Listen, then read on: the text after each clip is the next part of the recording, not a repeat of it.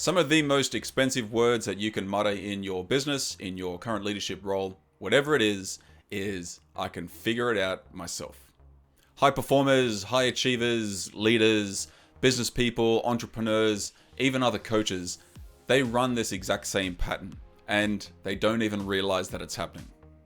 And what you think could potentially be a strength of yours, maybe even your biggest strength, could turn out to be one of your biggest weaknesses.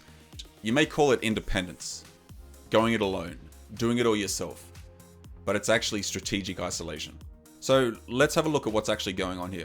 I see this as a self-reliance type of problem. And what I see self-reliance looking like is when you are doing it alone, maybe you're a solopreneur, maybe you have an existing business and people are relying on you. Maybe you're in a leadership type of role and you've got people working for you.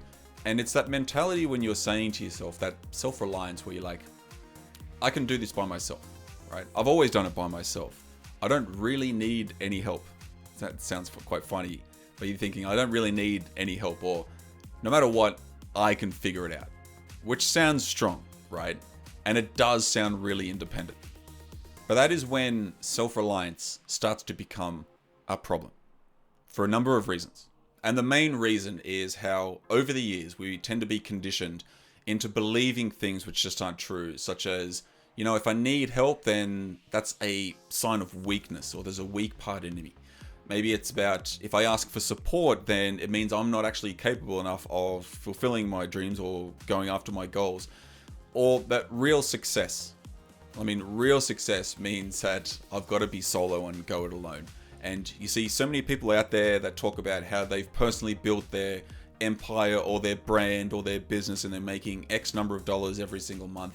And they put a lot of emphasis on how they've done it alone and all by themselves. Some of that may be true, but I can almost guarantee that the majority of those people, they have had some type of help in one form or another. Even if it's just in systems that they use, programs and stuff on their computer that they use that helps them streamline their processes.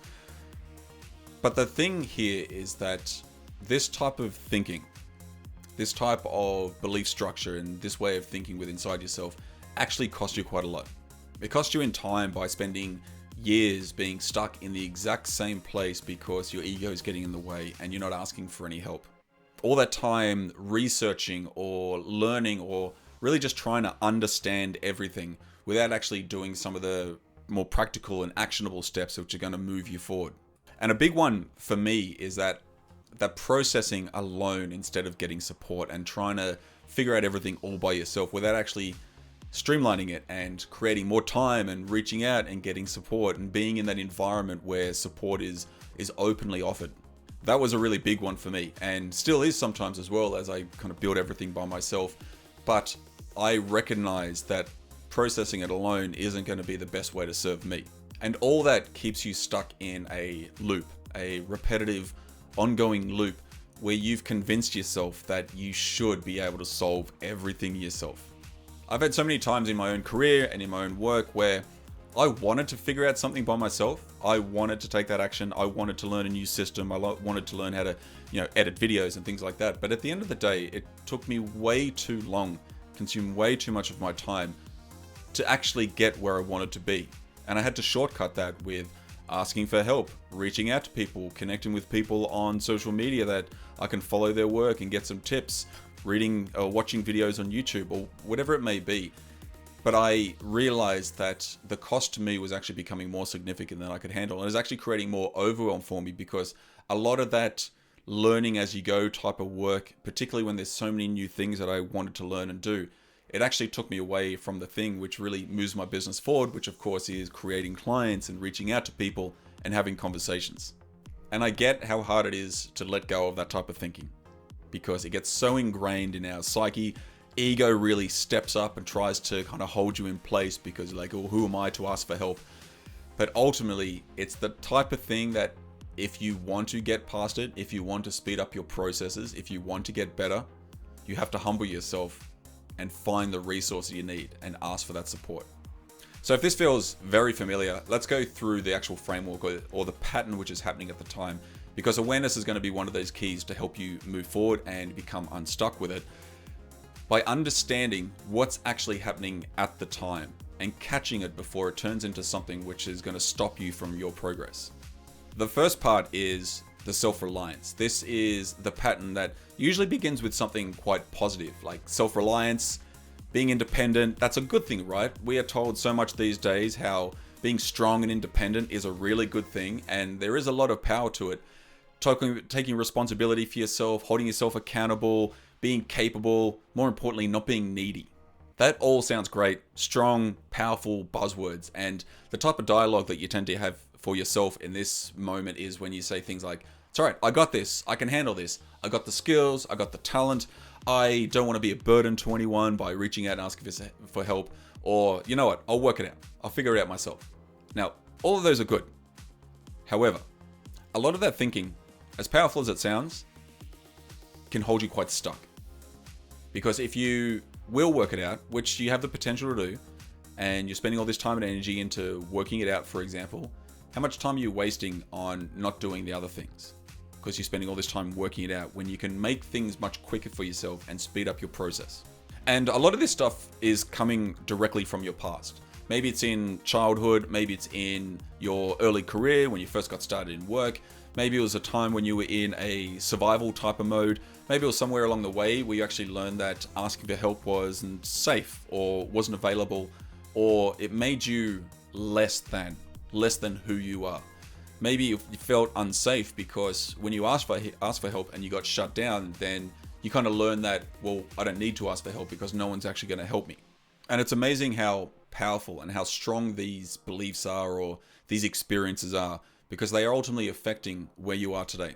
I had a conversation recently with a coach in Nigeria, and she had this belief that I'm a person who just figures it out, which is great.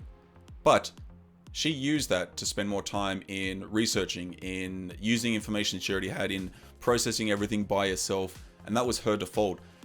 But that stopped her from opening up and asking for help. That stopped her from realizing or tapping into the resources that were already available to her because she had to figure it out. So for her, being the person that figures it all out became her identity, her current identity. And that identity had actually become her prison because it was holding her in place.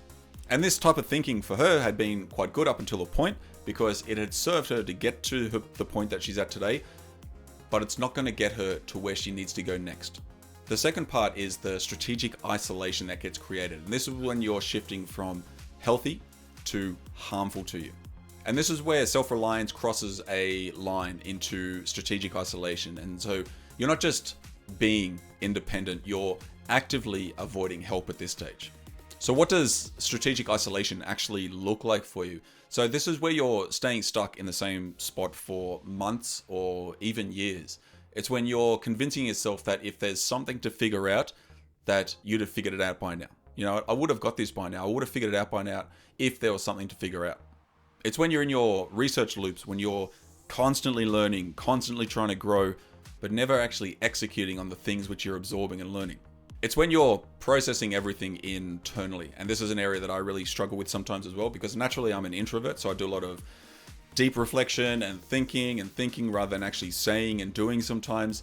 And this leads me, or it can lead you to not reaching out even when you're struggling. Especially I've noticed is that when I'm struggling the most, it's the hardest time to actually reach out and get support. And you end up making excuses about why now isn't the right time for any help or to even ask for it. All of those inside you are creating a type of protection mechanism. They've protected you from something. It's not protecting your capability because everyone already knows that you're capable. It's protecting you from things like being vulnerable, being open and honest, putting yourself out there, admitting that you don't have all the answers. And that's a really strong one for a lot of people, because people want to be seen as having all the answers, particularly leaders and business owners, even people who put themselves out there online. They want to be seen, they want to be known, liked, and trusted. In order for that to happen, they have to be seen to know all the answers. And that mechanism is protecting you from letting someone see you struggle, see the pain that you go through, see the challenges that you face.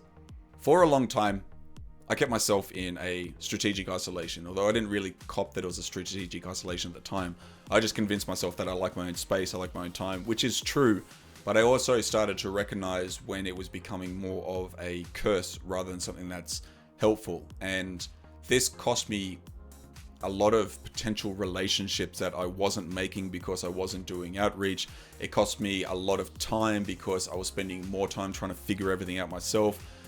But it actually held me back because I kept stopping my work, stopping what I was doing, because things were getting overwhelming. I was struggling, and I don't know if it was a proud thing, but I wouldn't reach out for help. I struggled to actually take the step just to stop and ask anyone for help. And I see this quite a lot in my own clients when I'll be having a conversation with someone and they say that they have to do it alone. They need to do it alone, but I'm watching them resist it anyway. I'm seeing how strong the pattern is with them. The key point here is that you're not stuck because you can't figure it out. You're more than capable and you absolutely can figure it out. You're stuck because you're trying to figure it out alone. When you're in this strategic isolation, time goes by. Opportunities get missed because you're not looking at them. You're trying to figure everything else out by yourself. But more importantly, the mental load becomes really significant, and the draw or the drain on your own energy happens really fast. And next thing you know, you wake up and you're like, I'm tired, I'm exhausted. Why do I feel like crap right now? Because you've been isolating yourself. You've been trying to protect yourself. But there is good news, because the breakthrough does come in the next part of it, which is that permission to receive. This is when you're finally giving yourself permission to receive help, that you deserve help. Not because you're weak, not because you can't do it alone, you absolutely can if you want to, but because it's smarter not to. Then the question becomes, well, that's great, Nathan, but how do I do that? How do I give myself permission to receive? And it's not like you're just taking a moment to yourself and saying, I give myself permission, you're tapping yourself on the shoulder or the chest or anything like that. It's in the smaller times. It's when you open up in conversations instead of just processing everything internally. It's asking for and allowing someone to help you figure something out instead of doing it by yourself. It's accepting the fact that awareness is just the first step. It's not the end destination. It's only that step one. It's understanding that accepting and receiving support accelerates everything. By doing this one thing that is maybe scary or you don't want to do, this is going to make everything move forward faster. And it's in realizing that if someone says to you that, look, I'm always going to be available to you, no worries, just let me know. It's not a threat to your independence. The strongest people aren't the ones that go out and do everything by themselves or go it alone. They're the ones who know when to bring in support, when they need help, and asking for it. And that's actually what makes them strong. And when you finally give yourself that permission to receive, then everything accelerates. The breakthroughs that used to take you a year, 2 years, 5 years, now take 5 weeks or even less than, with the right support, when you seek the right help. This is one of those patterns that keeps so many people stuck more than any other. It's not from lack of skill, it's not from lack of knowledge, it's the refusal to actually ask someone for help and show them why they can't do it alone. If you're one of those people who feels like you've been in the same place for 6 months, 12 months, 24 months, or even longer, and it's not because you're not smart enough, it's because you're trying to solve everything alone, then I have 3 really powerful questions to help you with that. First question is, what am I trying to figure out alone that I've been stuck on for months? It could be work related, it could be life related, whatever it is, this is your signal. Question 2 is, what am I protecting by not asking for help? This could bring up like the identity about you being the person that figures out everything by yourself, or it's the image of being capable in front of everyone else. It's what are you actually protecting? And then question 3, by far the most powerful one, is what would be possible if I let someone help me see what I can't see alone? Just remember that you don't have to do it alone. Actually, you'll go faster if you don't. That's not weakness, that's leverage. If this is hitting home for you and you're realizing that you've actually been trying to figure out all these things alone for way too long now, leave a comment below. Tell me where you've been stuck. Take some ownership and share it with the community. Sometimes saying out loud is one of the main things that'll start breaking the pattern. And if you found this video valuable, I'd really appreciate it if you like the video, hit subscribe if you haven't subscribed already, and hit the notification button as well. I create a video like this every single week because my goal is to serve and support you in any way I can, and this is part of the work that I love to do. And lastly, if you're ready right now to stop trying to figure out everything alone, all by yourself, and you're ready for support that actually breaks these patterns and helps you move forward with speed, that's exactly what I do. No pressure, no sales tactics, but if you'd like a conversation, there's a link below in the description. You can book a time and we'll have a chat. And to close this video off, keep in mind that needing help doesn't make you less capable, it actually makes you smart. And the people who go the furthest aren't the ones that need to do everything alone, they're the ones who know when to ask for help. Thanks so much for watching. I'll see you in the next one.